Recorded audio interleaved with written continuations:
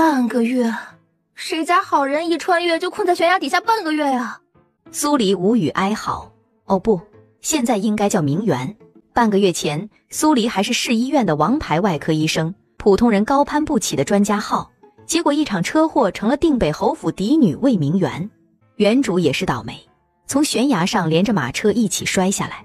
她一个现代医师，在悬崖下荒野求生了半个月，一直只有他们主仆二人。姑娘，你快来呀，那儿有人！只见她昨天洗澡的潭水里飘着一男子，她想都没想，就淌水过去，把男子给拖到了岸边。姑娘，他死了吗？还剩一口气。只剩一口气呀，那肯定活不了了，比我们可惨太多了。你看着他，我去就来。没一会儿，明媛就拿了几株药草跑过来，把他伤口处的衣裳撕开，按紧了，等血止住了再松开。奴婢知道。明媛则把另外几株草叶子摘下来，用石头砸碎，把药汁挤到男子嘴里去，然后换另外2株。没有药，也没有银针，只能用这样以毒攻毒的办法了。姑娘，这男子还能救活吗？是，放心吧，有你家姑娘在，保他一条小命绝对没问题。姑娘真厉害，等他好了，就能给咱们抓鱼、抓野兔，还有修房子了。你就放心吧，就冲这个壮劳力，我也得想方设法把他从阎王爷手里给抢回来。而且看他穿戴，绝对不是一般人，掉落悬崖，肯定有人来找他。啊，太好了，咱们都掉下来半个月了，侯府的人肯定找不到咱们了。要是有人来找他，咱们就可以一起回侯府了。费了9牛2虎之力，明媛和喜儿才把男子拖回小屋。没一会儿，男子就疼醒了。我是大夫，你的断腿眼睛失明是中毒所致，只要毒解了就能看见了。你真的是大夫？你自己中了毒应该清楚，如果没有人及时救你，你现在已经去见阎王爷了。咱们姑娘可是大善人，等姑娘治好了你也得好好报答她。我看你长得还挺好看的，要是以后回不去，不如就娶了我们姑娘吧，多生几个小少爷，咱们就在这悬崖底下生活，多好呀。我看你穿着打扮应该是某家族的大少爷吧？你跌落悬崖，找你的人大概什么时候来？在悬崖底下有一竹筒，你找到发出信号，半天之内就有人来接我了。我去找。可是竹筒那么小，悬崖那么大，想找到谈何容易。喜儿和明媛找了整整7天才看见，竹筒拿到了，喜儿扶着他一瘸一拐地进了小屋。你受伤了？明媛吃疼，故作轻松。只是脚崴了，手腕受了点伤，不碍事。男子看不见，只当他真的受伤不重。果真如他所言，发出信号后不过半天，找他的人就到了。进了小屋，属下救驾来迟，请少主恕罪。请少主恕罪。先别请罪了，赶紧出去吧，快要下雨了。谢姑娘出手相助，姑娘是隐居于此的高人，等我们回了府，一定备上重礼前来道谢。我们主仆和你们主子一样，也是从悬崖上掉下来的，只是比他早了半个月而已。姑娘府上是？明媛并不想透露在古代的身份。我叫苏黎。一条宽敞的官道上，车夫赶着一架马车往前奔去。看到有人，喜儿忍不住多看了几眼，一路咯咯地笑起来。终于出来了，终于到了人多的地方了。比起喜儿的兴奋，明媛要沉稳得多。她靠着马车闭目养神。姑娘不是能救那个男子吗？他们要带你一起进京，你为什么说自己医术一般啊？先前都是骗那男子的。我手腕受伤了，10天之内用不了银针，跟他们走也没有。当然，这只能算是一部分原因。她毕竟是定北侯府嫡女，只是掉下了悬崖就会高超医术了，说出去没人会信。你记住了，回了定北侯府，不要说我会医术的事。奴婢一定守口如瓶，一个字也不说，说了也不会有人信。我可不想有人说我把姑娘脸上贴金片。进了城便直奔定北侯府，离定北侯府还有2条街，偏偏马车坏了，明媛和喜儿就只好下车步行回府，却和一支送丧的队伍不期而遇。大姑娘，喜儿，紧赶慢赶的回府，正好参加自己的丧礼。不过办的倒是挺风光的，阵仗不小，但明媛一点都高兴不起来。有这么多人出去找他们也不至于在崖底待那么久。死后的风光要来何用？由于没有完整的记忆，这些人谁是谁，他一个也不认识，以至于自己亲爹定北侯站在他跟前，双眸含泪，他还一脸茫然。这大叔还挺养眼的。姑娘，是侯爷啊！竟然是我爹，这2滴眼泪倒是挺真诚的。元儿，你不认识爹爹了啊？姑娘从悬崖上摔了下去，伤了脑袋，不记得以前的事了。回来就好啊，能活着回来就好。走，跟爹回府。姑娘，您可千万记得，咱们现在应该是去幽兰院见夫人。进了屋，就看到一端庄貌美的夫人靠在大营枕上。元儿，一声简单的轻唤，明媛心头一酸。娘。哎呀，元儿回来是好事儿。小时候的魏明媛聪慧机灵，人见人爱。可是在她8岁那年落了水，大病了一场，人就没有以前那么灵光了，胆小了许多，怕见生人，怯懦的眸底像是凝了一块化不去的雾霭。可现在眼前的魏明媛一脸机警，眼神也不再浑浊。元儿，你好了。什么叫我好了？女儿一直很好啊。是很好，娘的元儿一直很好。好啦啊，元儿刚回来，让他先回去休息，有什么话回头再说也不迟。苏轼连连点头，想到什么，他脸色又变了变。明媛敏锐捕捉到了，直觉告诉他不是什么好事。之前我就说，柔儿和四皇子的亲事先缓缓，不用那么急。现在怎么办？元儿那么喜欢四皇子，他要是知道他失踪的时候，柔儿替他上了花轿，这宫里催得急，让柔儿替嫁那也是没办法的事儿。元儿识大体，他会理解的。在屏风后偷听的明媛眼睛睁得大大的。不是吧？替嫁？这在小说里不是穿越女才享受的待遇吗？什么替嫁、邪魅克妻、性情古怪、杀人如麻的某皇子，用现代诗词歌赋，甚至有可能是脑筋急转弯来俘获他的芳心，从此过上狂霸酷炫拽，女陪来一个灭一个，来2个灭1双，从此2人恩恩爱爱、没羞没臊的生活。我这好不容易穿越一回，怎么还被替嫁了呢？还有婚约在身的事儿，喜儿为什么没和我说？从头到尾都没提一个字儿。这小丫鬟还信誓旦旦的保证没有重要的事隐瞒我了。明媛瞥头看喜儿，小丫鬟缩着脖子，根本就不敢看她。奴婢不是以为要在悬崖底下待一辈子吗？四皇子虽然和姑娘有婚约，但他不可能一辈子不娶皇子妃呀。一旦娶妻，婚约自然就作罢了。听到作罢2个字，明媛心稍安。她要是知道回府还有一桩亲事等着她，那她可要好好斟酌了。天下之大，总有她栖身之处，并非定北侯府不可。为了一间还分不清是广厦还是火坑的侯府搭上自己一辈子，讲究了30年的单身狗是不会将就的。那个什么四皇子漂亮吗？说句大不敬的话，四皇子不及那男子漂亮。既来之，则安之吧。既然选择了回来这条路，将来是风是雨，他都要无所畏惧地走下去。花梨木浴桶里铺满了玫瑰花瓣，明媛泡在里面，双眸清和，鼻尖萦绕一股淡淡花香。啊，古代人可真会享受啊！我上辈子哪有过这样的待遇？每天出手术室，累得恨不得倒床就睡。和现在比起来，前世盒饭刚拿到手，一个电话打来就要边走边吃赶去做手术的日子，简直就不是人过的。要是能一直待在这儿，好像也不赖嘛。习惯了精神高度集中几个小时，这会儿脑袋放空，魏明媛居然还有些不适应。喜儿，我们是怎么掉下悬崖的？那天我们去佛光寺祈福，在凉亭处喝茶的时候，明柔小姐不小心把茶水泼到小姐身上了，小姐就和喜儿回马车换衣裳，刚钻进马车就闻到了一股异香，很香甜，像果子似的，然后我们就不省人事了。醒来时，双手双脚被绑，马车正在狂奔。他和魏明媛知道没好事，悄悄解了绳子，然后才反抗。反抗的结果也很显著，2人坠崖了。后面的事他都知道，但是他另外一个丫鬟雪雁说的和喜儿完全不同。姑娘去马车里换衣裳的时候，马突然发了狂，直接就往山下跑去。期间还和东宁侯府的马车撞上，连累东宁侯府的女眷的额头撞出来一个大包。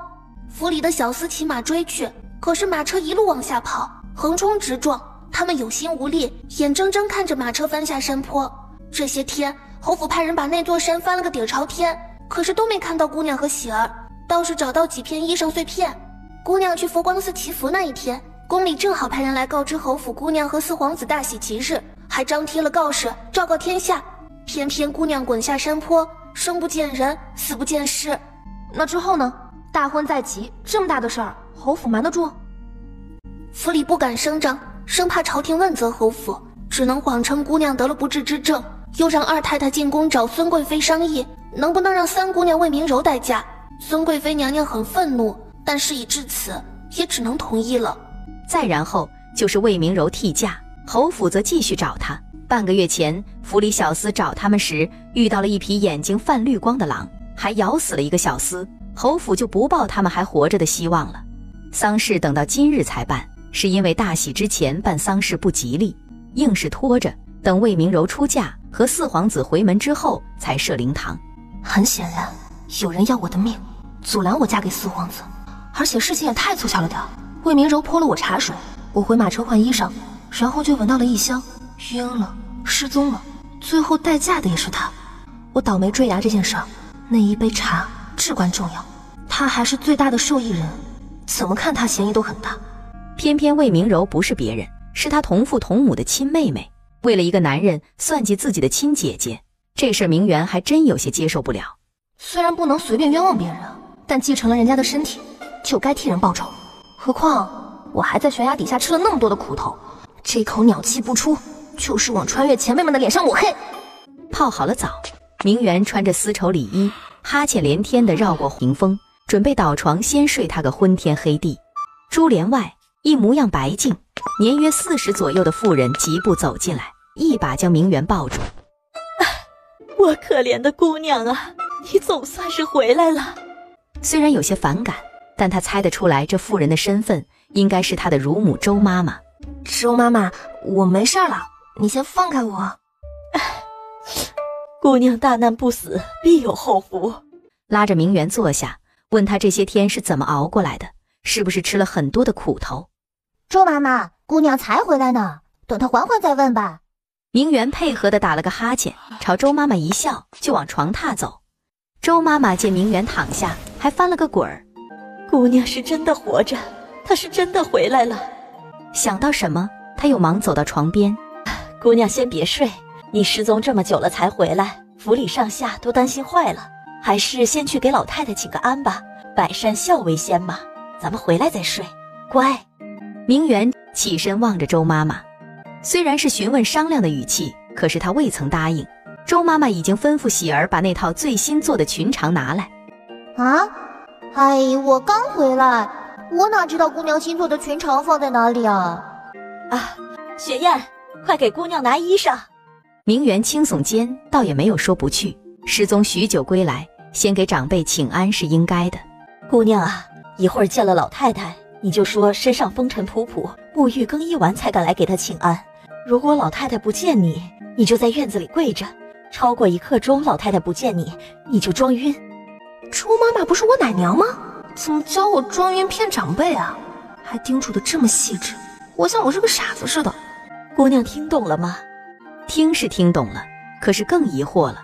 喜儿到底瞒了我多少事儿没说啊？雪雁，你陪姑娘去长辉院。不用了，周妈妈，让喜儿陪我去吧。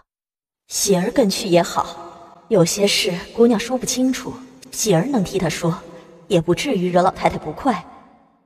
出了汉丹院，方才周妈妈为什么要叮嘱我那么多？老太太是有多不喜欢我？魏明媛越想越不对劲，在崖底，她一身锦绣裙裳，一看就是个受宠嫡女，从来没想过祖母会不喜欢她，甚至到了需要装晕的地步。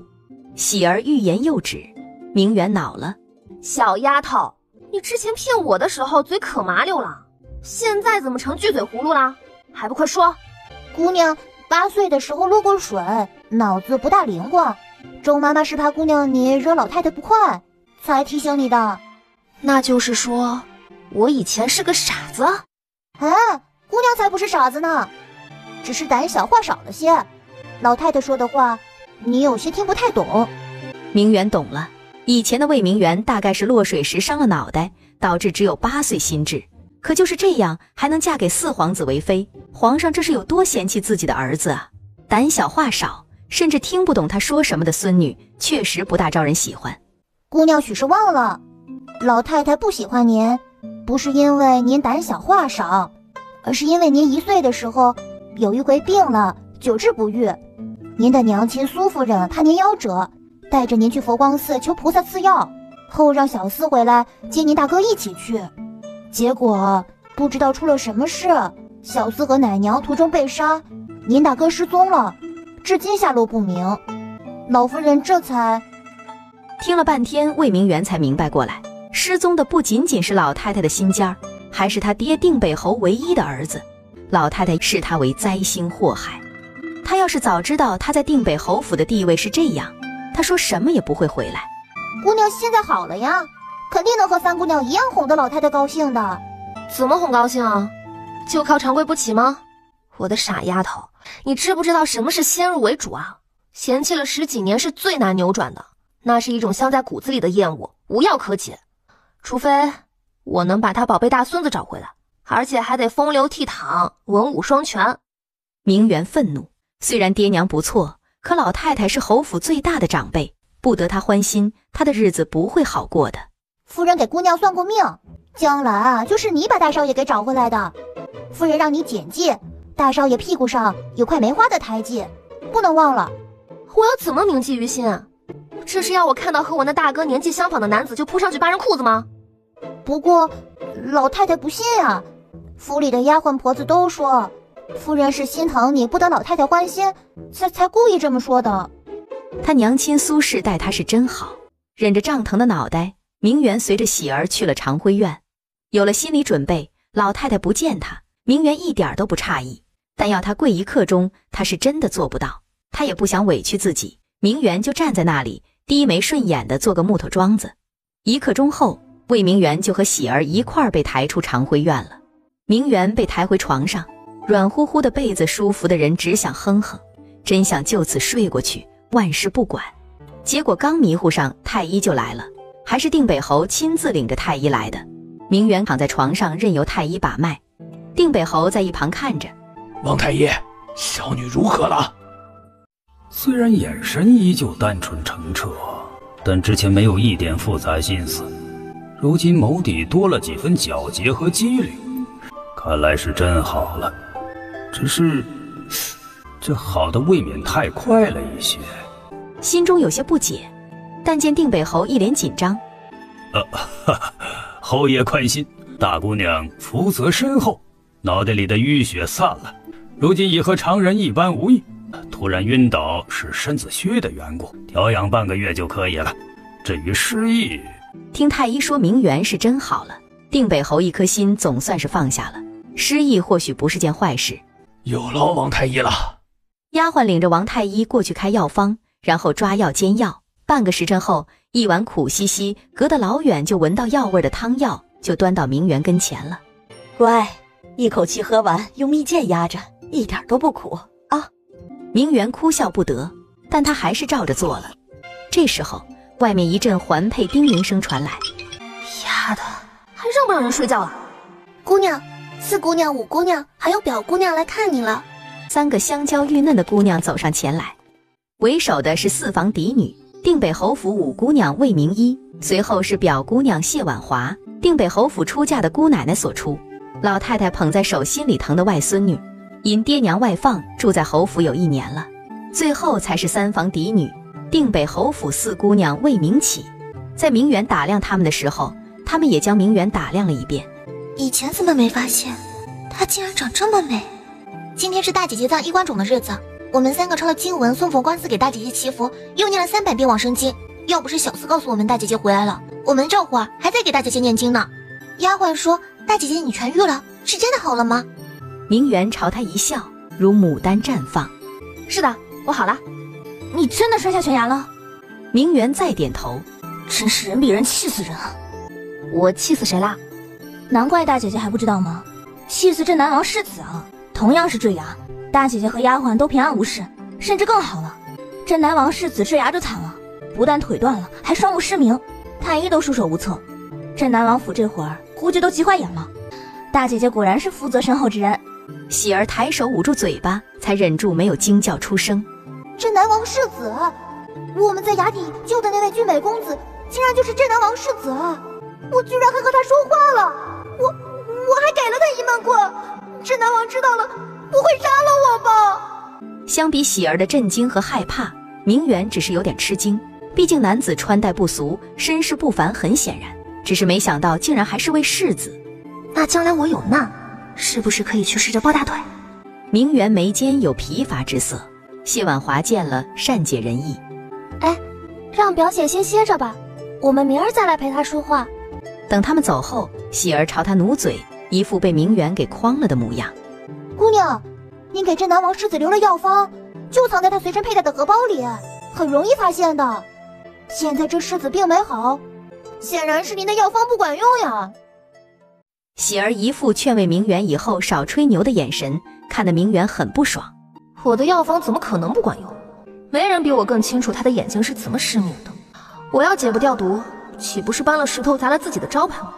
肯定是还没发现解毒药方就藏在荷包里呗。人家是镇南王府世子嘛，什么太医找不到呀，肯定能治好他的病的。我这是瞎操哪门子的心呀？人都走了，明远就安心入睡了。等他醒来，天边晚霞绚烂，他睁开眼就看到苏轼坐在他床边，脸上是和煦春风般的慈祥笑容。娘在，可睡好了？是不是娘吵醒你了？我睡好了，娘身子不好，总不在屋子里歇着。你回来了，娘的病就好了大半了，比什么灵丹妙药都管用。看着你，娘才安心。明远鼻子泛酸，苏轼若是知道他亲生女儿已经死了，该是何等的心痛。天知道他穿来还有没有回去的一天。在这之前，就让我替他女儿好好尽孝道吧。娘，我饿了，你陪我一起吃饭吧。好，娘陪媛儿吃饭。上了桌，苏轼就一个劲儿地往明远碗里夹菜，吃的速度根本就比不上他夹菜的速度。娘也吃。这是女儿病后第一次给他夹菜，乖巧懂事，就算他再没有胃口也会吃下去。赵妈妈站在一旁都高兴坏了，这么多天，夫人可算是正经的吃了一顿饭。苏轼走后，明远闲来无事就在屋子里打转，天就黑了。白天睡得香甜，晚上翻来覆去睡不着，揉了一夜的手腕真是煎熬。也不知道什么时候才睡下，似乎也没有过多久，似睡非睡，似醒非醒间就又被叫醒了。睁开眼睛，天才麻麻亮。可别告诉我，古代大家闺秀都要这么早就起来的。周妈妈吩咐雪雁拿衣裳，见明远一脸抑郁，姑娘快起来，苏老夫人病危了，苏家派人来传话，想见您和夫人最后一面，耽误不得。娘啊，这是真耽误不得。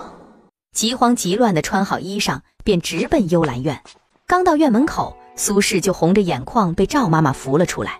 明远对苏老夫人完全没印象，方才偷偷问了喜儿，才知道外祖母很疼她。没有耽搁，一行人直奔侯府大门，坐上马车就朝苏家奔去。马车内，苏轼哭得伤心，哀痛欲绝。这女人太命苦了点儿，亲儿子失踪下落不明，是生是死都不知道。女儿好不容易回来了，亲娘又要挂了，这是活活整死她呀！侯府离苏家有些远，但这时辰街上行人少，马车一路狂奔，小半个时辰就到苏家了。姑奶奶可算是回来了。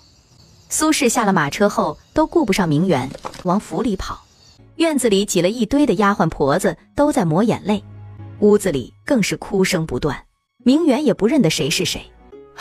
娘，您怎么样？您可千万不要有事啊！来的路上，明远从苏轼那里得知，苏老夫人病了有2、3个月了，断断续续总不见好。她一失踪，苏老夫人的病就没再好过，几次凶险都因为还想再见她一面。苏轼劝她挺下去，说明远一定会回来的。老夫人一口气吊着，才勉强扛到今天。媛儿，明远这才上前，一边喊外祖母，一边给他老人家把脉，看看还有没有的救。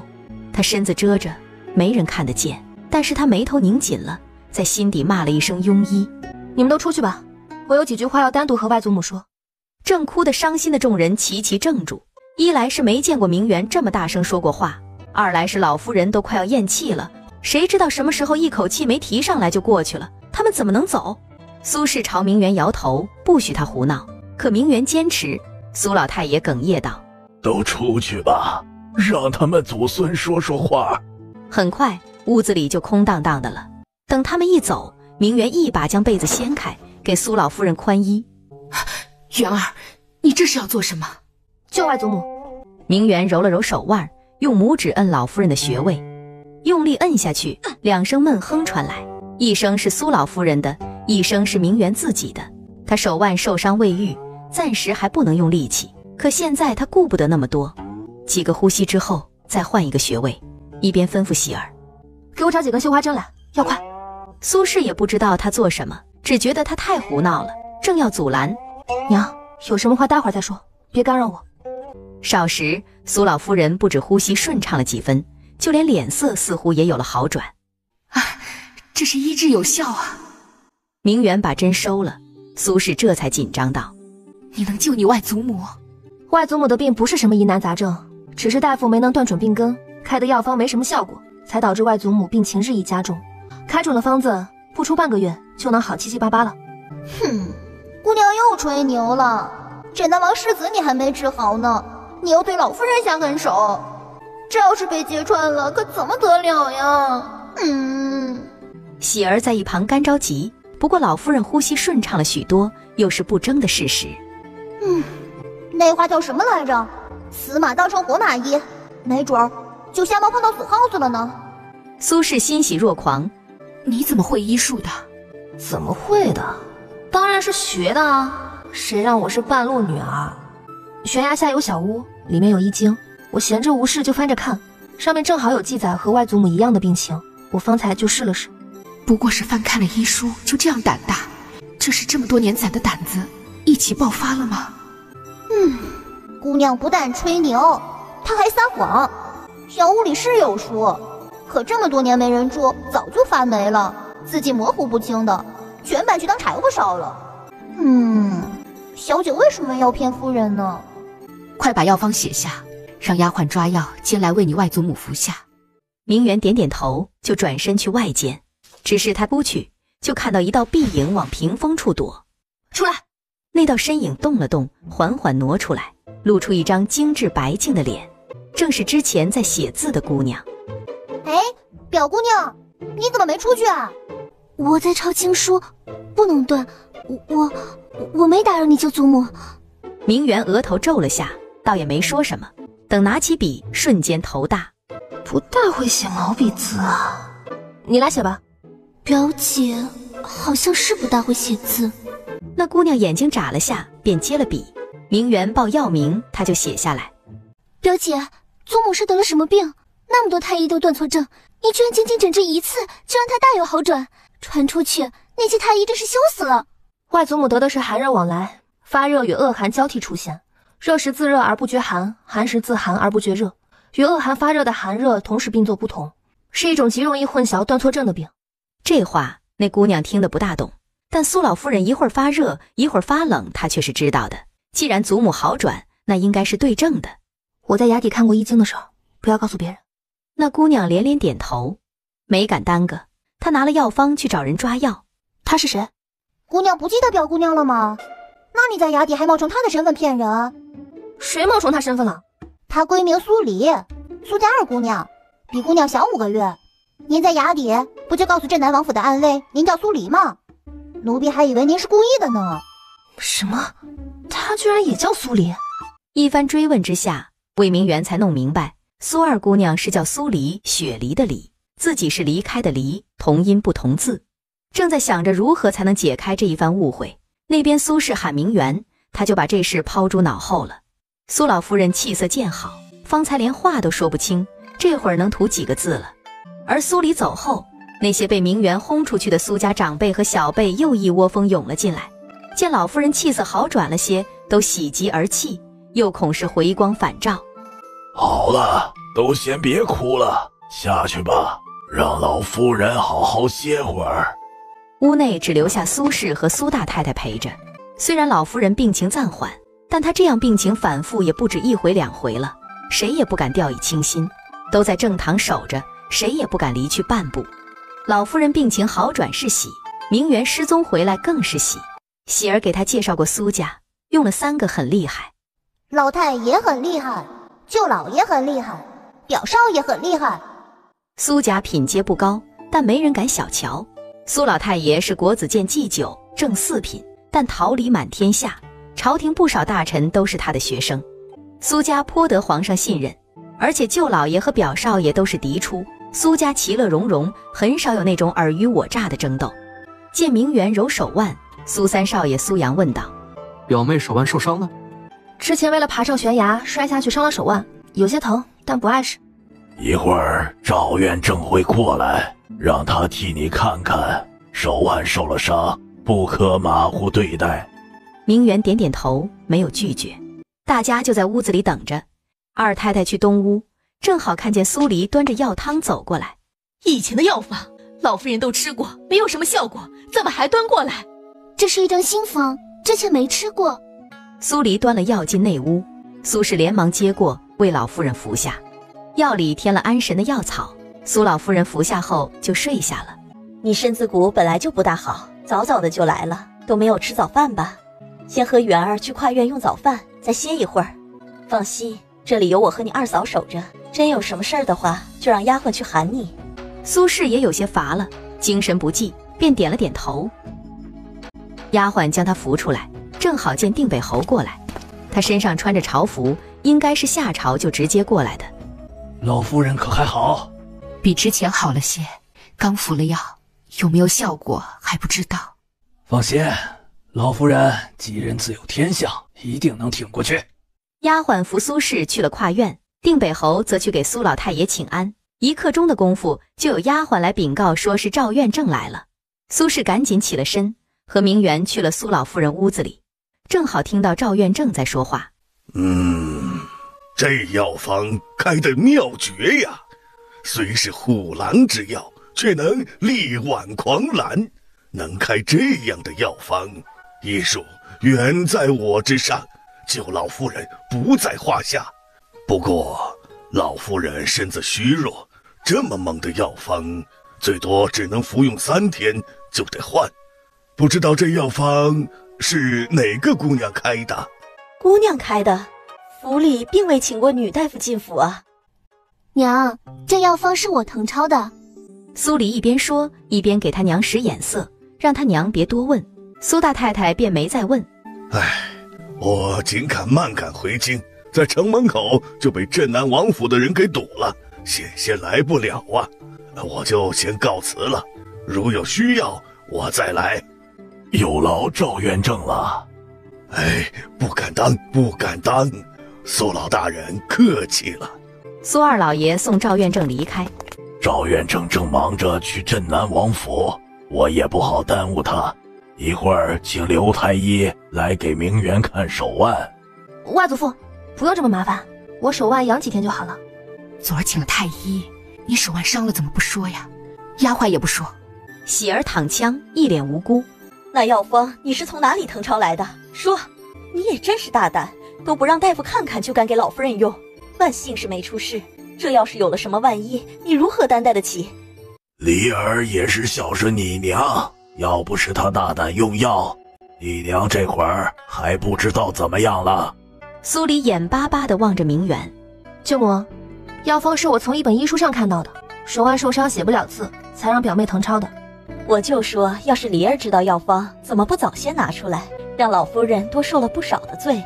原来是媛儿你呀，也亏得你昨儿回来了，老夫人又心心念念着你。媛儿，你可知道换药方？我知道，不过我要看外祖母情况再说，有好几个方子，用药也不同。好，那这几日你就和你娘住在苏家，等老夫人情况稳定了，我再来接你们回府。就这样，明媛在苏家住下了。苏家诗礼传家，处处幽静。桥上，明媛看落日余晖，柔和的霞光落在她身上，别样宁静柔美。苏阳站在远处看着，喜儿东张西望瞧见了他。姑娘，三表少爷在那儿。明媛转身，只见苏阳走过来。送给表妹你的。送我礼物？这是我来这里收的第一份礼物，谢谢三表哥。可等他把锦盒打开，眼睛就直了。你给祖母把脉，我瞧见了。三表哥眼神真好，这银针正是我需要的。原本我还想着过2天去街上买一副呢，你这份礼物真是送到我心坎里去了。表妹这么多年一直在装病，是不是想嫁给四皇子？看破不说破。姑父和姑母知道你有这么调皮吗？这么多年，我竟也被你瞒了过去。这话怎么听着怪怪的？他连爹娘都瞒过了，瞒过他不是再正常不过的事了吗？没事，我就先走了。走了几步后，脚步蓦然顿住。大伯父的事改日再说吧，让这丫头先安上2天。明媛收回眸光，往那边假山处望去。姑娘在看什么呢？没什么。为什么总觉得有人在背后盯着我？是错觉吗？镇南王府，沉香轩。镇南王世子楚墨尘坐在轮椅上，暗卫赵烈闪身进屋。另一暗卫赵峰问道：当真是苏姑娘救了苏老夫人？的确是苏姑娘，她似乎对自己会医术的事情有所隐瞒。苏三少爷送了一套银针给她，她很高兴。天下藏书一半在苏家，医术自然也少不了，不足为奇。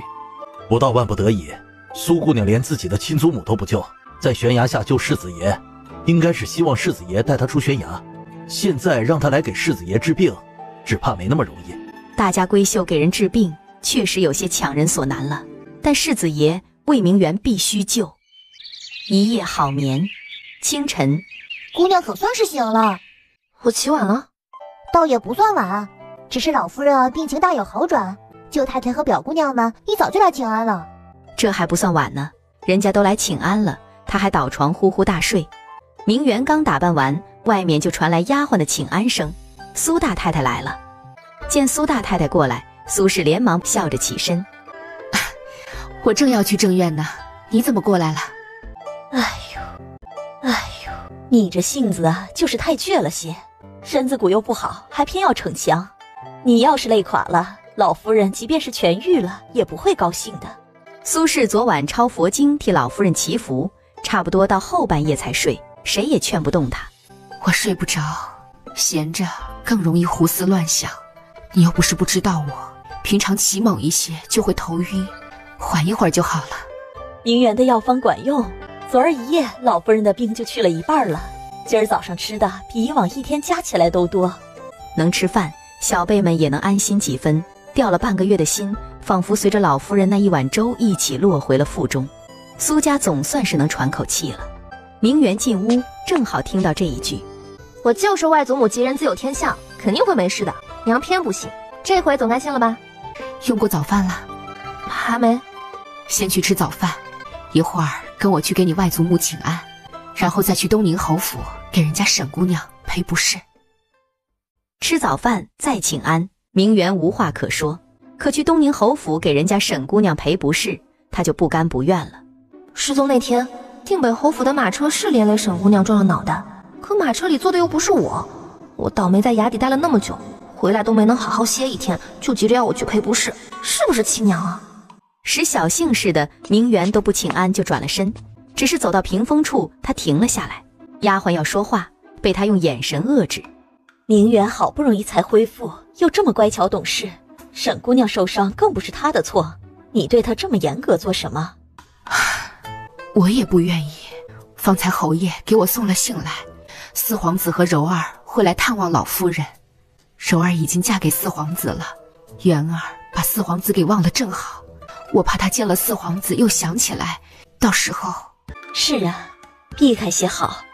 喜儿在一旁听得紧张，生怕明媛冲进去说不去，结果明媛只翻了一白眼，便退出屋外。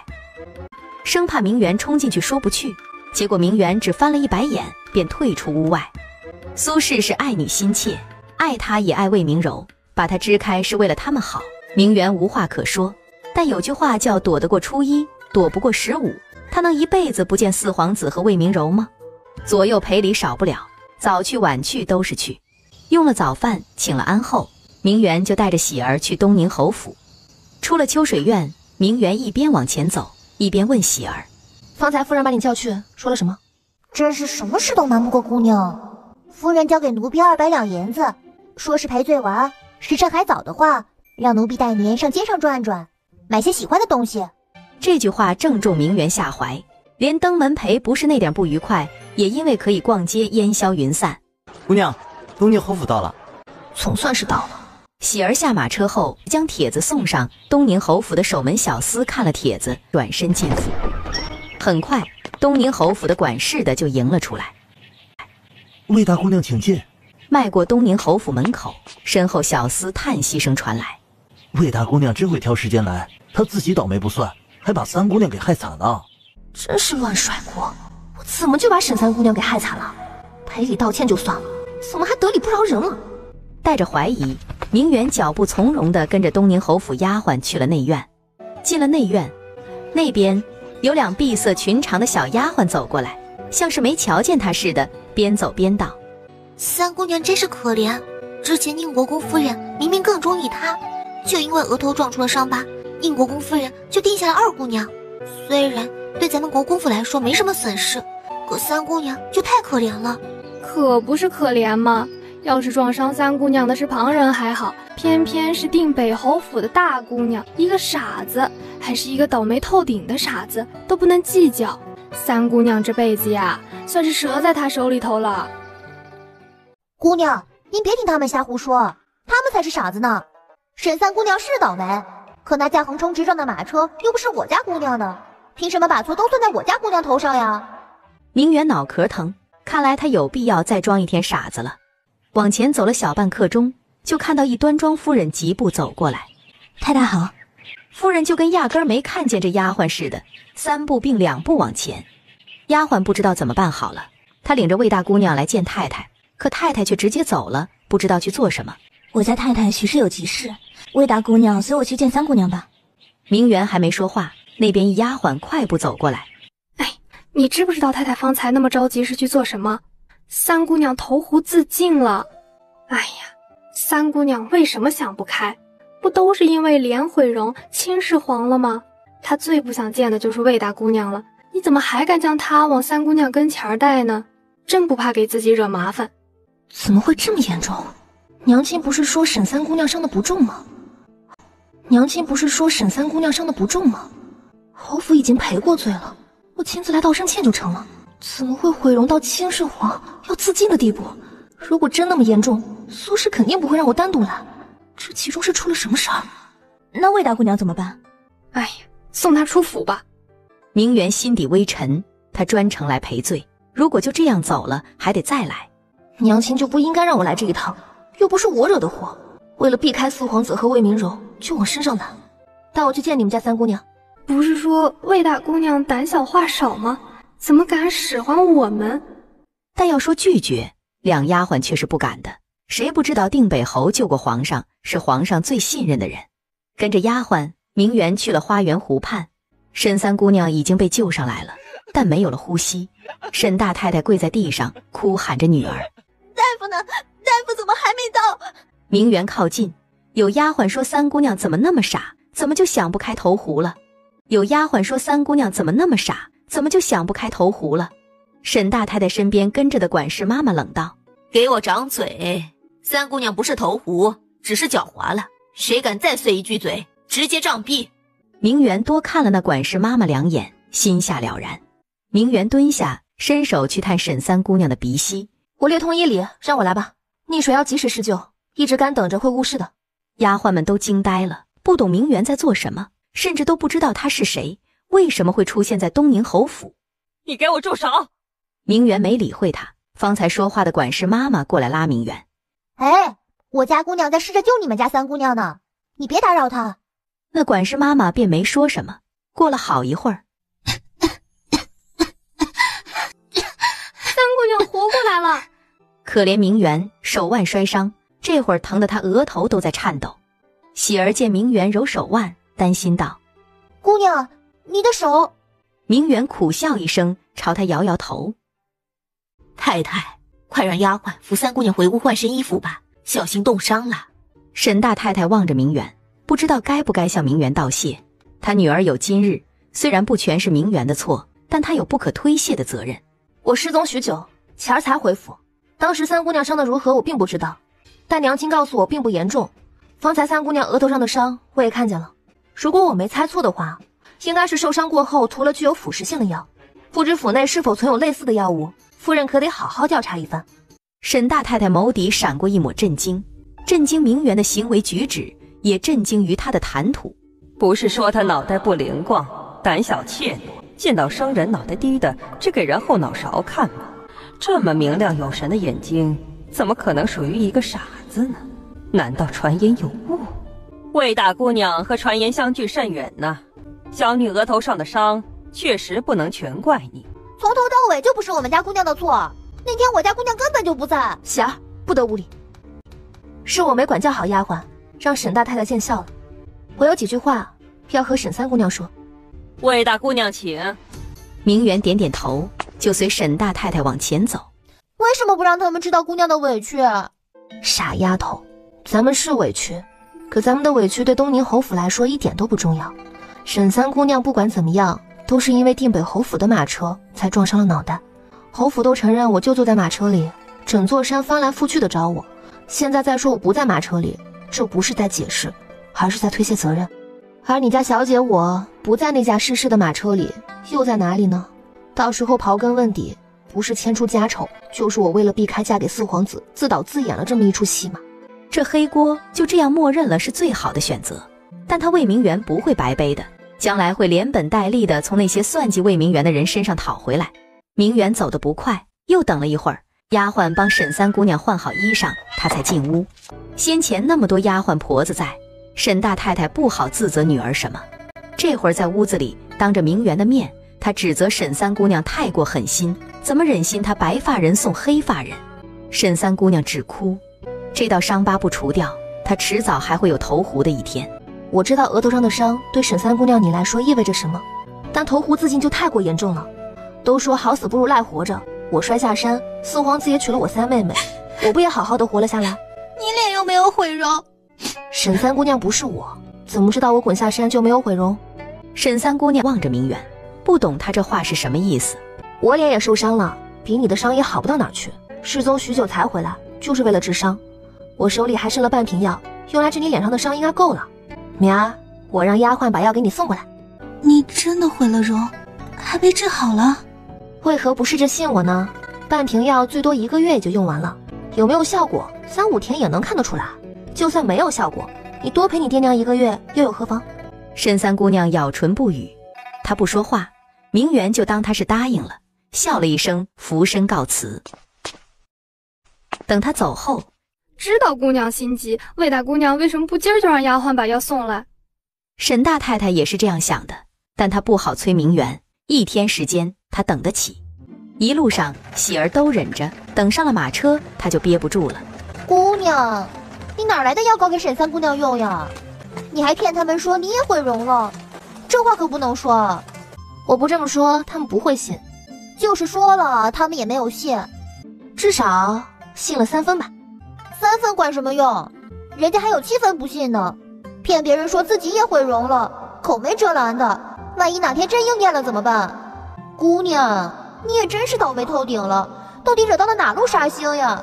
倒霉坠崖不算，还险些背了一条人命。气归气，但喜儿没忘记苏轼的叮嘱，时间早的话就在街上多逛逛。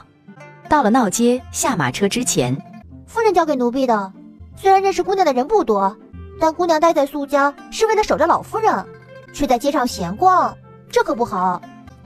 万一让侯府的人瞧见了，传到老太太耳朵里，府里就会派人来接咱们回府了。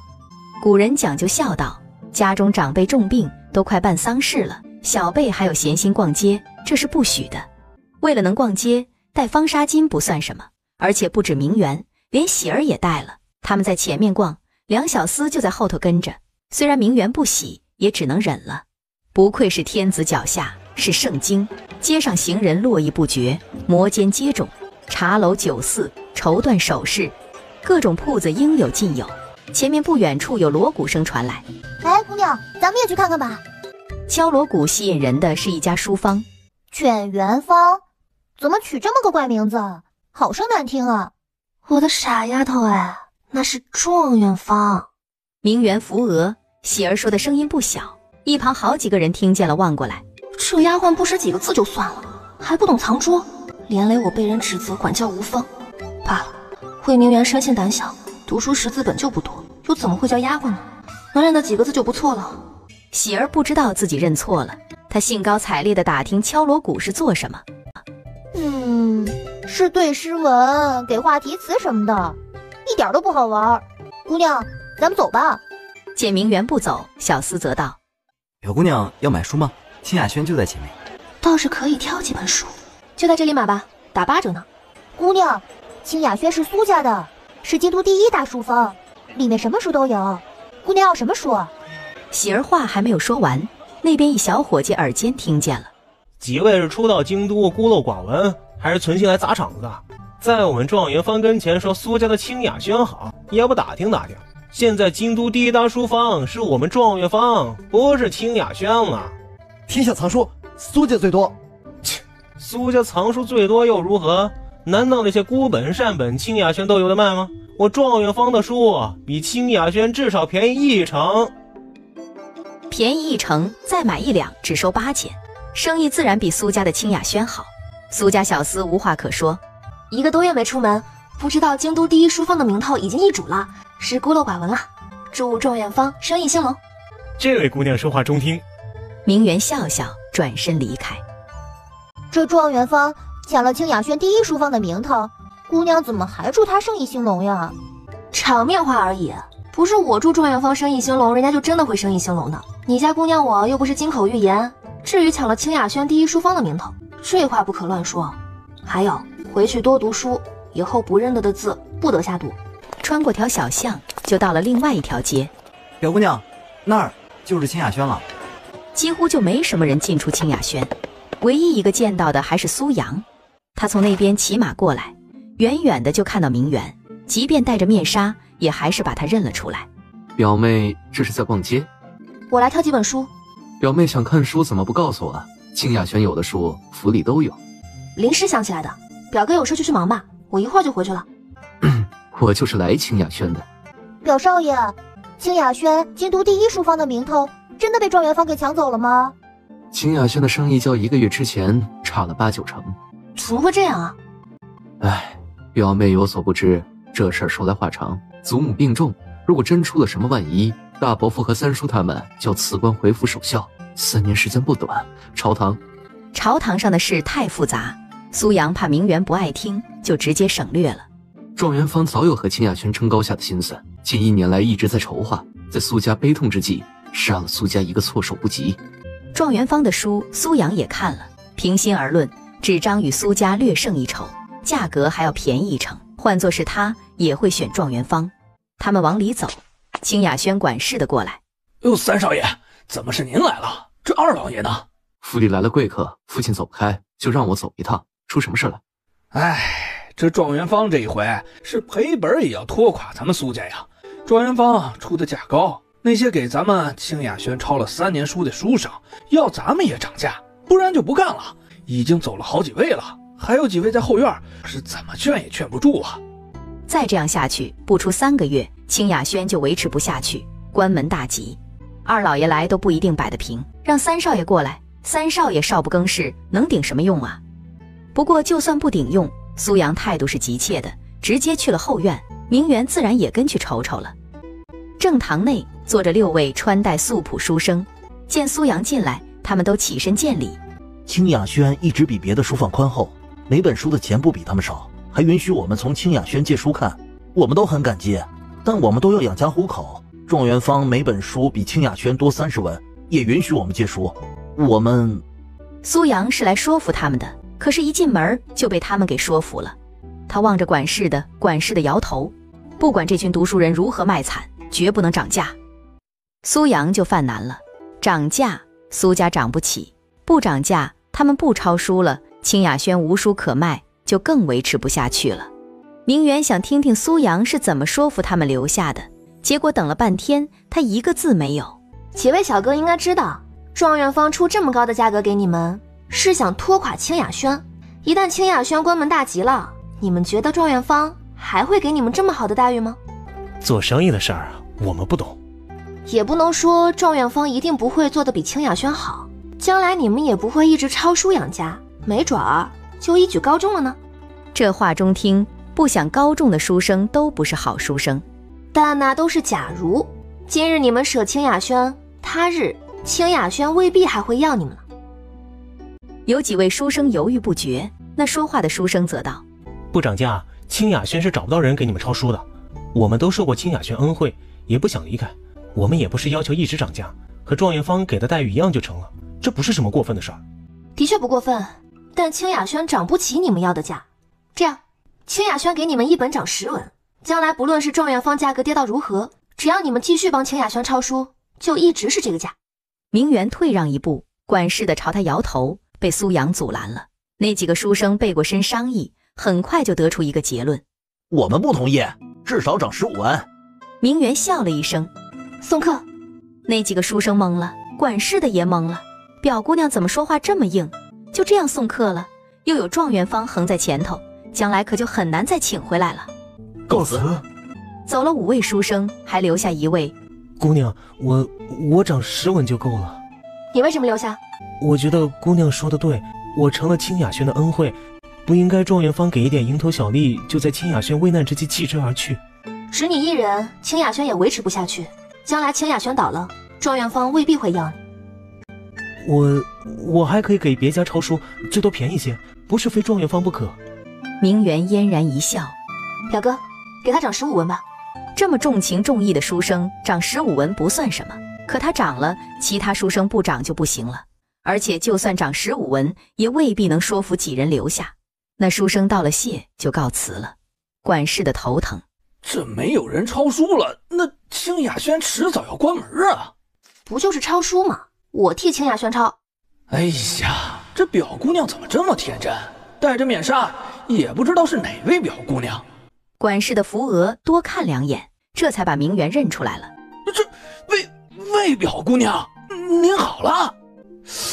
他脑袋不是不灵光吗？这表少爷怎么就能由着他胡闹呢？哼，大言不惭，你就算不分昼夜的抄，又能抄几本？100-200本不在话下吧？表妹是大白天的还没睡醒吗？我把抄书的都轰走了，不想办法把书补上，管事的还不得几百头啊！我还有些东西要买，一会儿和表哥你仔细详谈。放心，你表妹我从来不白日做梦。明媛说的这么认真，碱水同谋，碧波潋滟，苏阳心跳快了几分。你要买什么？我陪你去。明媛没有拒绝，他去药铺买了一堆药材，又买了10捻之类的东西，足足1箱子，花了60两，把喜儿都心疼坏了。花了这么多钱，正经东西一样没有。买完了东西，见快50了，就算四皇子和魏明柔去了苏家，也应该走了，便坐马车回苏家。苏阳骑马走在一旁。到了苏家，那边小厮见到苏阳，忙上前道：三少爷，二姑娘定亲了。定亲了？和谁定的亲？明媛也好奇苏黎和谁定亲了，然而小厮的回答，他差点一脚没踩稳，从凳子上摔下来。怎么会是镇南王世子呢？唉，镇南王亲自来府里找的老太爷，说是给镇南王世子算过，只要迎娶二姑娘进门，镇南王世子的眼疾和断腿就都能好。老太爷不好拒绝，就答应了。这镇南王府是要找苏姑娘冲喜吗？十有八九是冲喜了。苦人就是麻烦，病了痛了就乖乖找大夫，冲什么喜啊？镇南王世子的眼疾和断腿明明都能好，搞这种封建迷信，苏黎岂不是就惨了？魏明媛一开始还在担心，可转念一想，镇南王世子，他和喜儿之前也相处过一段时间了。虽然性子不大好喜，但长得帅，一点小毛病也能忍了。苏黎甜美可爱，两个人站在一起倒是郎才女貌，一对金童玉女了。明媛这样想，还替苏黎高兴。可是苏黎却扑在床上哭，眼泪都湿透了床褥。苏大太太在一旁劝她：黎儿，别哭了啊！这桩亲事是老太爷和镇南王定下的，娘没有说话的份儿。镇南王亲自登门定亲，又说了那样的话，你嫁进镇南王府，镇南王世子一定能恢复的啊！唉，为什么偏偏选中的是我的黎儿呢？明媛觉得今天邪门得很，先是沈三姑娘没能定亲，跳湖自尽；苏家苏黎倒是定亲了，却又不想嫁，哭得悲痛欲绝。苏曼和苏瑶也在一旁劝，可是苏黎只哭，声音也沙哑了几分。你们都回去吧。苏曼几个就俯身告退了。等出了门，苏瑶惋惜：我一直以为二姐姐会嫁给燕哥哥，没想到……明媛眨眼望着喜儿，燕哥哥是谁？哦，是二表姑娘的表哥。这几天镇南王府的门槛都快被大夫给踏破了，没人可以解镇南王世子体内的毒。听说半个月之内毒解不了，他就没命了。镇南王府这时候登门求亲，逼得祖父把二妹妹往火坑里推。祖父虽然应了镇南王，但他1个时辰没出书房了。苏曼轻叹，明知道对方可能医治不好，却不得不把孙女嫁过去。苏老太爷心如刀绞，有了意中人，还要她嫁给镇南王世子，他肯定不会乐意。明媛脚步很慢，苏曼和苏瑶都走远了。姑娘，会不会是你把表姑娘给坑了？关我什么事儿？哎呀，姑娘忘记了，你在衙邸冒充表姑娘骗人来着，可是直接报的她的名字。在衙邸，姑娘要我把镇南王世子的衣服帮她洗澡，免得她一身汗味发臭。我不干，姑娘就自己动手了，可粗暴了，把人家身子给看光光，当然要负责了。没有假冒苏黎之名好不好？用的是我自己的名字，怎么就成假冒的了？你真的觉得是因为我的缘故？奴婢觉得是。明媛很不高兴地回了小跨院，一路都在问候镇南王世子。镇南王府沉香轩，楚墨尘连打了好几个喷嚏。他问道：他什么反应？能嫁给世子爷，苏姑娘很高兴。什么时候你也学会撒谎了？我要听实话。暗卫无奈，亲事定下后，苏姑娘就一直哭。她还会哭？岂止是哭，哭得可伤心了，属下待在树上都听到她的出气声。真能装，和丫鬟掉下悬崖都活下来了，笑声爽朗灿烂，仿佛没有什么烦心事儿能入她的心。现在只是和我定亲就一直哭，装得这么柔弱。苏家失礼传家，难道那里也肮脏不堪，需要她韬光养晦吗？回了小跨院后，明媛将脸上不愉之色收敛了几分，这才去见苏氏。院子里只有一个小丫鬟在清扫落叶。明媛刚走上台阶，就听到屋子里有说话声传来：我要不要让媛儿嫁给四皇子做侧妃？啊，侧妃是妾啊，让姑娘给四皇子做妾，太太是疯了吗？娘，我不要给四皇子做侧妃。娘知道让你做侧妃是委屈你了，可让你做正妃对柔儿也不公平，手心手背都是肉。娘，怎么这么死脑筋呢？不是除了侧妃就是正妃的，我可以不嫁呀！娘，我已经把四皇子给忘记了，就算是在街上碰到他，我都认不出来。我失踪的时候，三妹妹替我上了花轿，如今我回来，就要她把正妃之位让给我，哪有这样的？可让我给人做侧妃，我也不愿意。既然错了，就让她错到底，何必要掰这呢？你能这么想，娘自然是高兴的。可是娘不能留你一辈子。做侧妃是名声差了些，可你是情有可原。正妃又是你三妹妹，你们从小一起长大，关系比谁都好，有她护着你，娘也能放心。放心个毛线啊！我坠崖失踪一事，魏明柔嫌疑最大。如果真是她算计的，还有姐妹之情可言吗？再说了，再深的姐妹之情，遇到男人也是枉然。这么馊的主意是谁想出来的？早上还怕我和四皇子碰上，把我指使出府，怎么回来就改主意了？娘，你怎么突然想我给四皇子做侧妃了？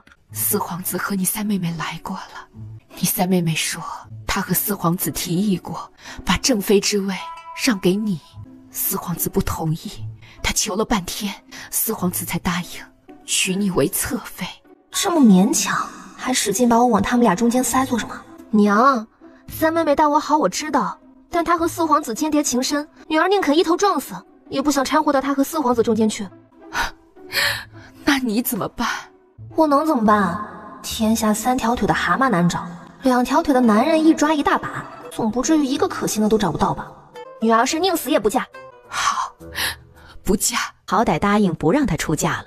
今儿去东宁侯府见到沈三姑娘，她脸上的伤可恢复好了。沈三姑娘额头上的伤疤有这么大，可难看了，竟然还跳湖了。要不是啊……喜儿正准备巴拉巴拉倒豆子，明媛斜眼看过来，喜儿往外蹦的话戛然而止。怎么会伤得那么严重？沈三姑娘是用错了药才留疤的。我还记得一个去伤疤的药方，方才上街买了些药材回来，试着调制给她用。虽然伤疤不是我害的，但她毁容会想不开跳湖，救人一命胜造7级浮屠，我只能尽力一试了。那你可要仔细些，药不是随便的东西都能往脸上抹。沈三姑娘已经毁了容，药膏没用还好，要是雪上添霜，可就是把人家沈三姑娘给害了。娘，您放心吧，沈三姑娘用错药在前，哪能不吸取教训？药膏往脸上抹之前，肯定会让大夫检查一番的，不可能会出现雪上添霜的情况。苏氏想想也是，也就由着明媛了。你苏黎表妹定亲了，你去看过她？看过了，她哭得很伤心。苏氏叹息一声，明媛心情愈加沉重了3分。横空飞来一桩亲事，苏家上下心情都带了些阴霾。苏家几位老爷怕老太爷闷坏身子，都在书房外守着。苏阳走过去，清雅轩的事摆平了。更糟糕了。二老爷哀叹一声，什么也没有说。苏阳待了会儿，想到明媛，便来跨院找他。屋内，喜儿把药包从箱子里拿出来放在桌子上，丫鬟禀告苏三少爷来了，让他进来。喜儿嘴角轻抽，外面苏阳尴尬。这里虽然是苏家，但表妹住的地方就是她的闺房，她岂能随便进去？怎么傻站在那里啊？苏阳耳根微红了几分，果真就迈不进去了。他知道明媛是调制药膏给东宁侯府沈三姑娘用，我还以为表妹真在抄书呢。和表哥开玩笑的，你还当真了？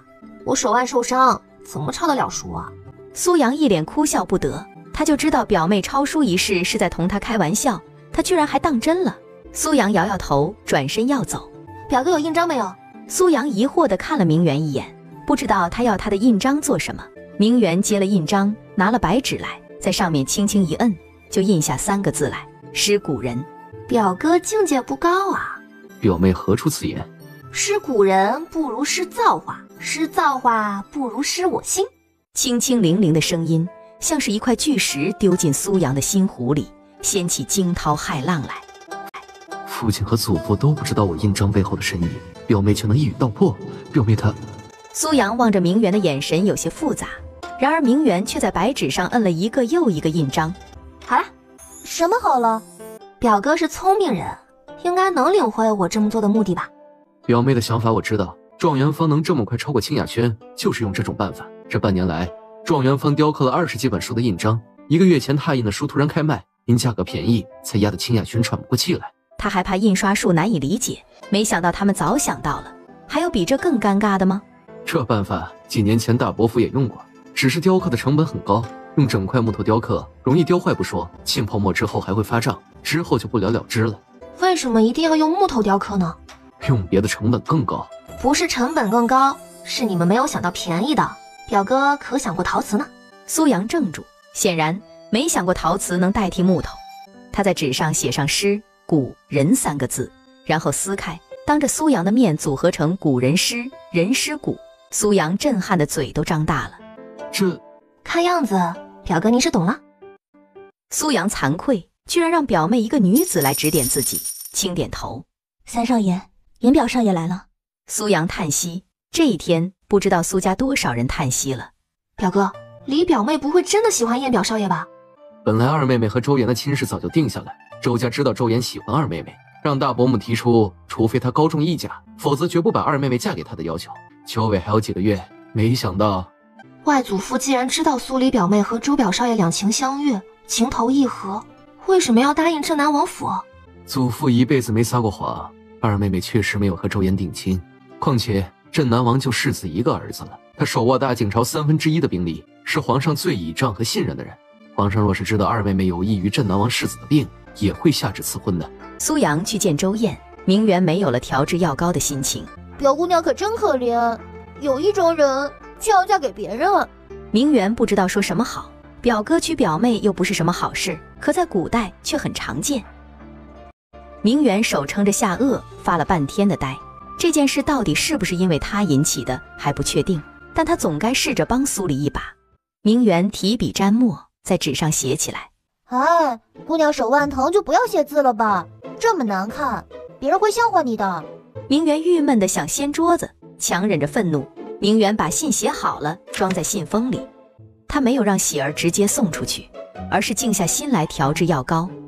第二天，明媛先去看了苏黎，丫鬟捧着粥在一旁。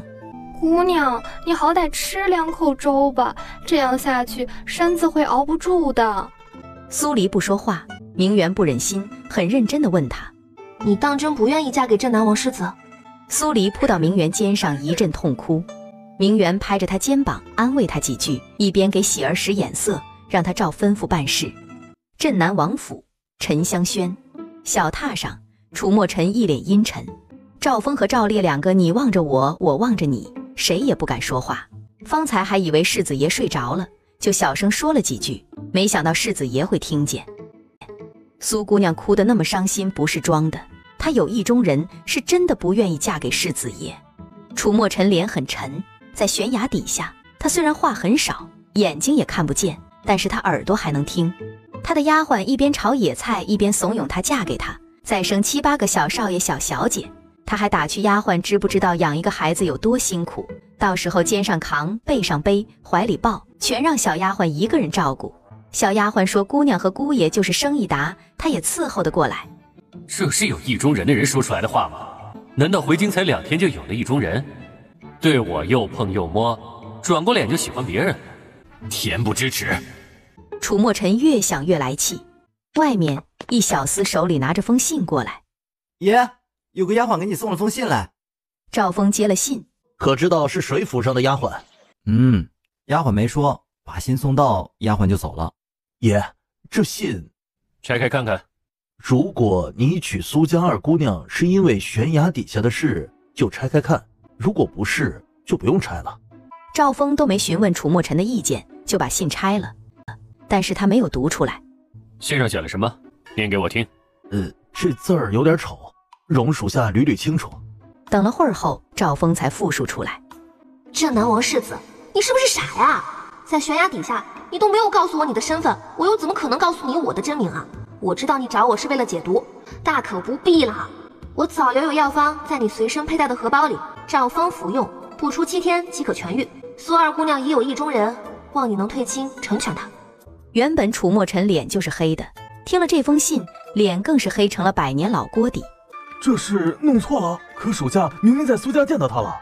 他一定在苏家，不然怎么可能知道苏2姑娘有意中人的事？爷的荷包呢？赵峰赶紧去把荷包翻出来，果然从里面拿到了药方，但是药方模糊了一半，不能用了。赵峰恍然想起来，那天爷打翻了铜盆，溅了几滴水在荷包上，当时没人在意，现在药方上一半的字迹已经看不清了。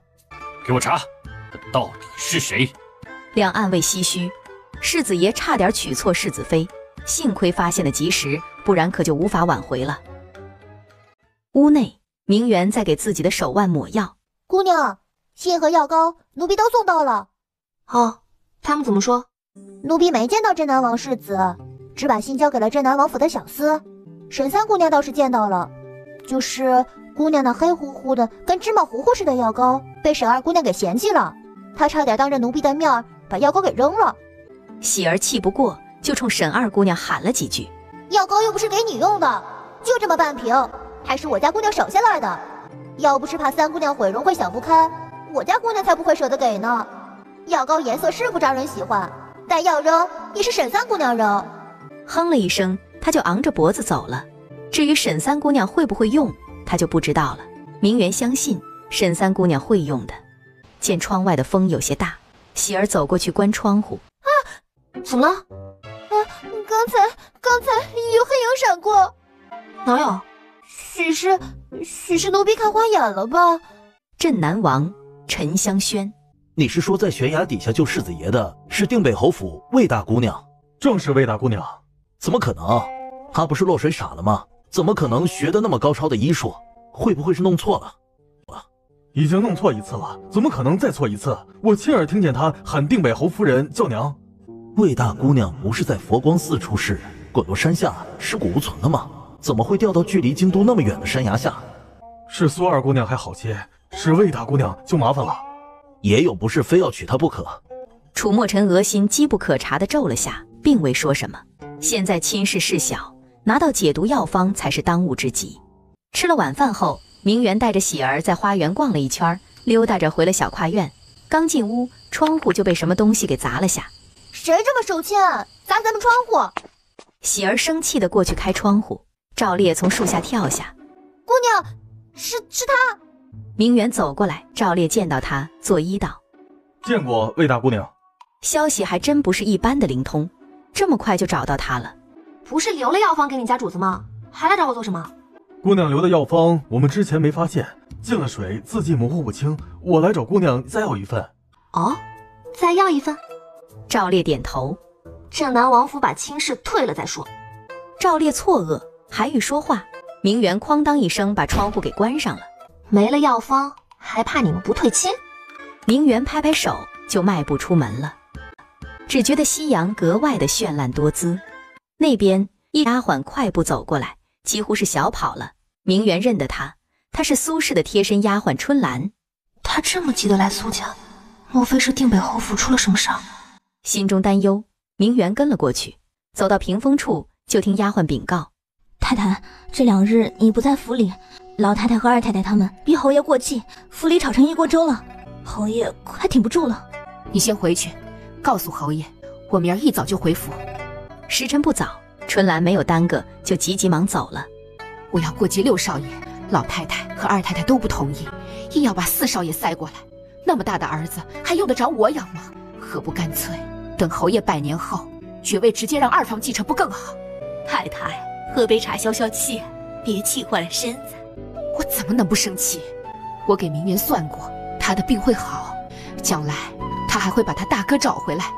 他们逼得这么急，不就是怕算命大师说的话都灵验吗？不会连我是穿越来的都能算出来吧？赵妈妈劝了一通，苏氏气渐渐地平复下来，明媛悄悄退出去。过继一事，喜儿和他说过，而且是当成重点说的。他说平常侯府什么都好，就是一提到过继，几房就开始闹了。2房、3房、4房都想把少爷塞给侯爷当儿子，好继承侯爷的爵位。可惜僧多粥少，府里各房斗得那叫一个乱啊。明媛听着就觉得心累，真是家家有本难念的经啊！早知道当初找个山头占山为王，做个女土匪，指不定还省心些。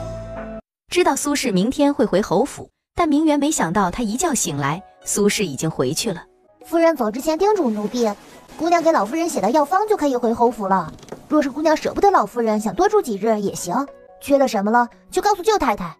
明媛慵懒地伸着腰肢，苏老夫人恢复得不错，一会儿就能给她换药方，和苏氏一起回去没有问题。她却早早的就走了，这不是明摆着想让她在苏家多留几日吗？下了床，穿戴洗漱完，用了早饭，明媛就去给苏老夫人请安了。用了3天药，苏老夫人的气色好了很多。屋子里几位太太都在，明媛坐到床边帮苏老夫人把脉。不是只记得药方吗？把脉也学会了。娘，表妹也是慎重起见，她原就不怎么懂医术，全靠记忆，大家一说话吵着她，就更不会了。苏二太太连连点头，再不说话。明媛收了手，苏阳很自觉地走到书桌前坐下，提笔沾墨将药方记下。刚刚写完，外面苏老太医就将赵院正给领了进来。苏阳看了明媛一眼，将药方递给赵院正过目。赵院正看了半天，一言不发。这药方莫不是有问题？这药方用药之法，我还没完全看明白。苏老太爷惊讶，连赵院正都看不懂的药方，还能随便用吗？赵院正拿了药方过去给苏老夫人把脉，又是半天。这药方不止医治老夫人的寒热之症，还帮老夫人调理身子，医治一些陈年旧疾呀。这可不是一张医书上会写的药方，医书上的药方是一方一病，多方一病，而这药方是一人一方，换个人就不适用了。赵院正一番话说的苏家人面面相觑。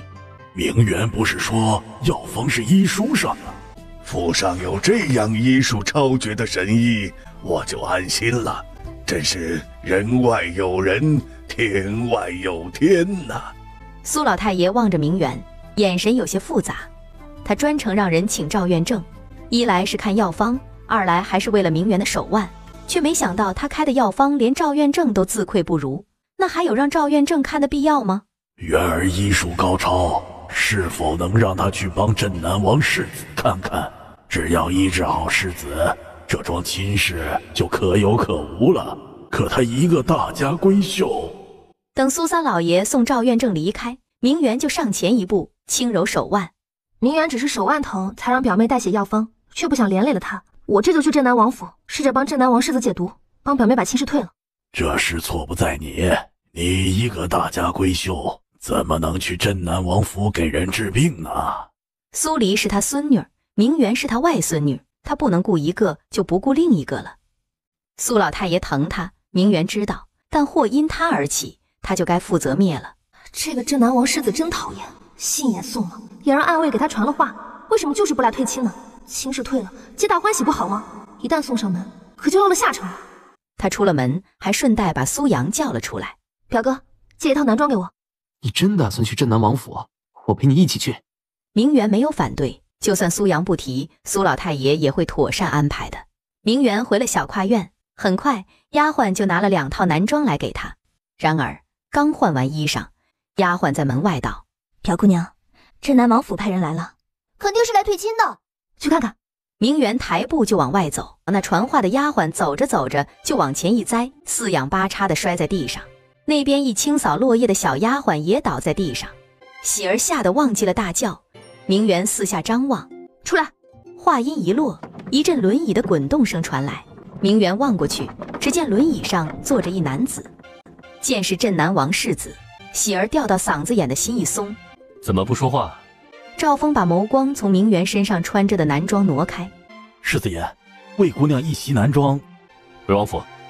执意要来的是世子爷，见到人了，药方不要转身就走的也是世子爷，这是要闹哪样啊？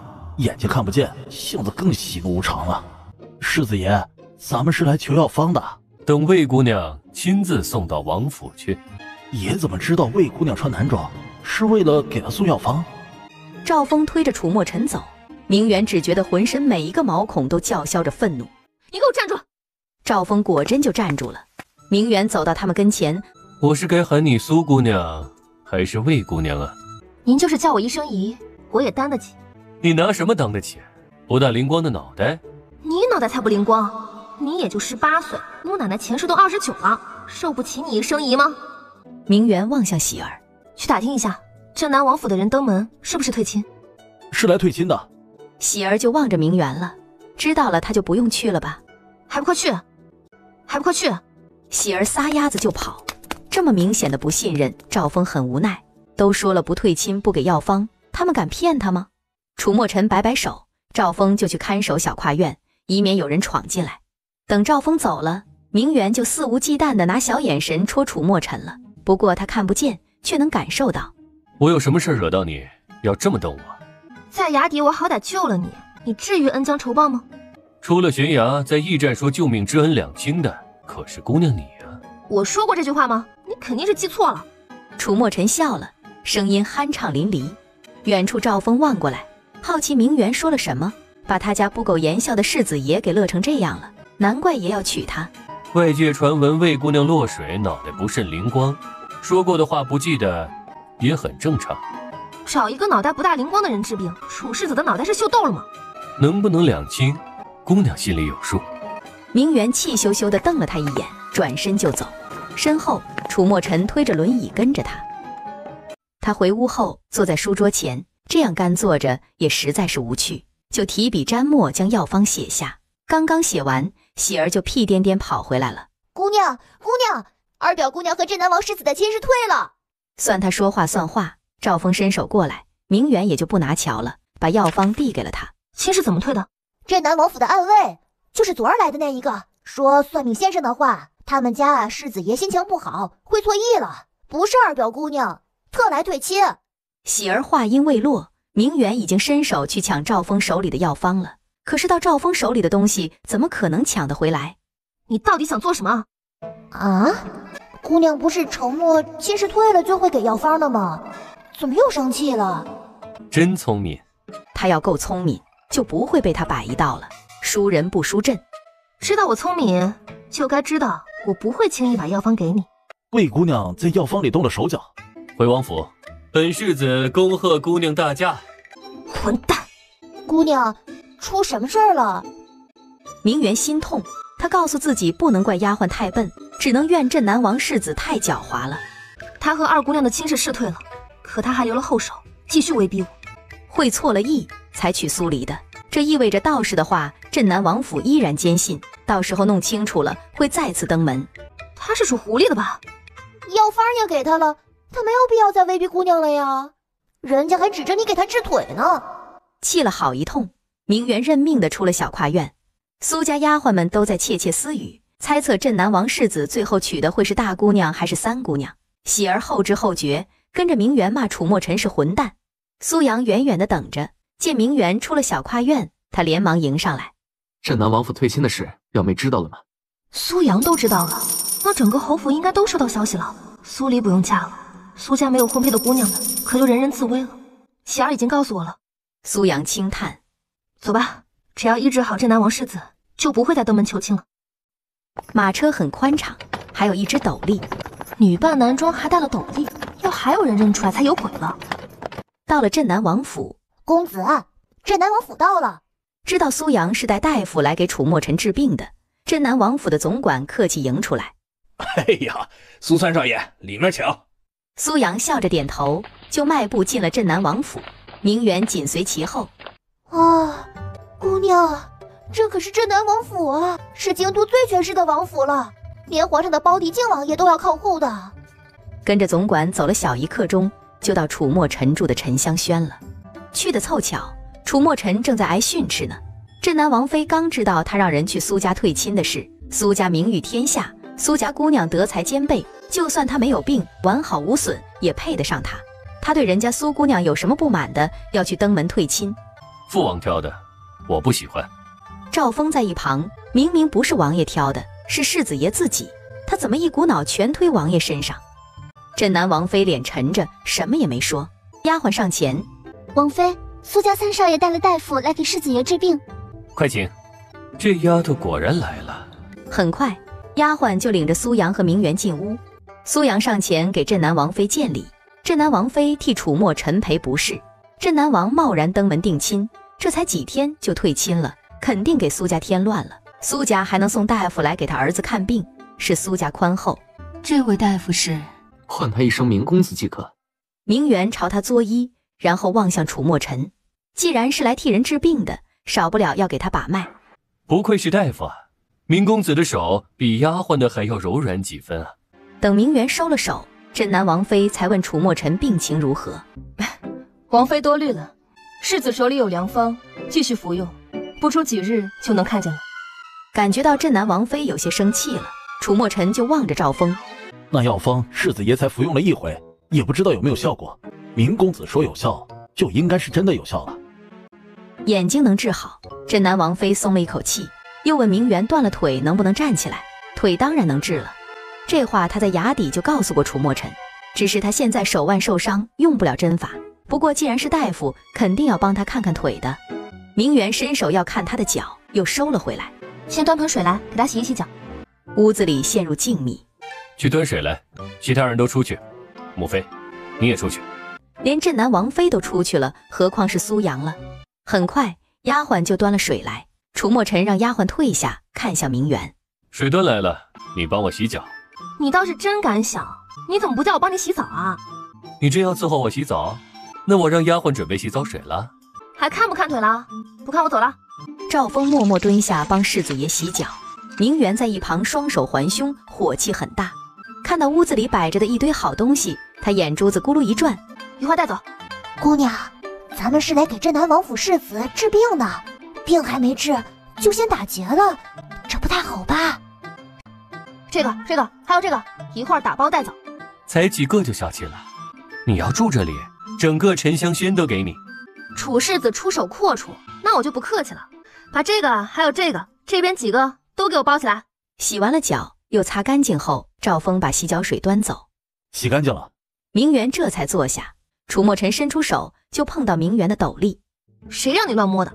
看不见你长什么样子，还不许摸两下了？你懂不懂什么叫男女授受不亲？你还知道男女授受不亲啊？喜儿没脸听了。当初在悬崖底下，姑娘对人上下其手，趁人睡觉，还摸人家的脸，说手感不错。那时候肯定把这句话抛诸脑后了。给我老实点，到时候骨头错了位，吃苦头的是你。还好，骨头没有错位。就这样。我手腕受伤了，暂时没法给他施针，10天后再去找我吧。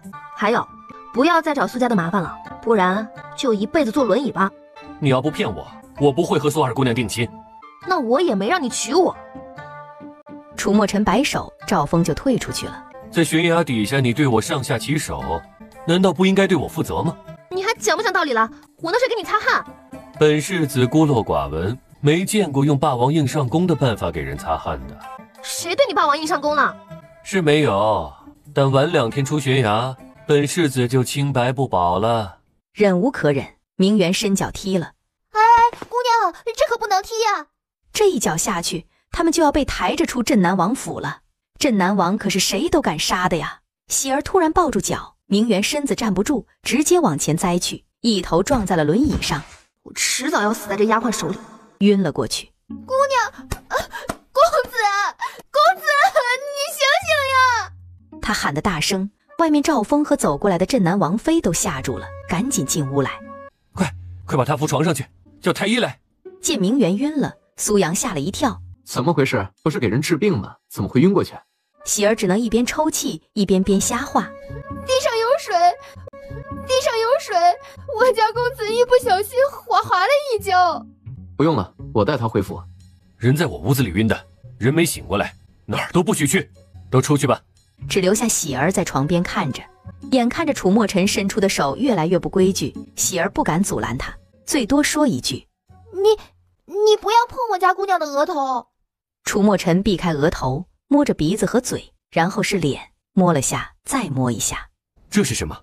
是假伤吧？这样能骗谁呀？不这样，老太爷不让姑娘来王府呀。喜儿有什么说什么。楚墨尘笑了一声，喜儿心里不住的祈祷，好不容易才恢复，别又给撞傻了。楚墨尘则问喜儿话，赵峰在一旁看着，渐渐的就发现是怎么回事了。等问完了，楚墨尘手在明媛肩膀上一点，明媛闷疼一声，徐徐转醒。我怎么晕了？喜儿哭着认错。明媛起身看着楚墨尘，我没撞伤你吧？没有。我还是给你把个脉吧。也好。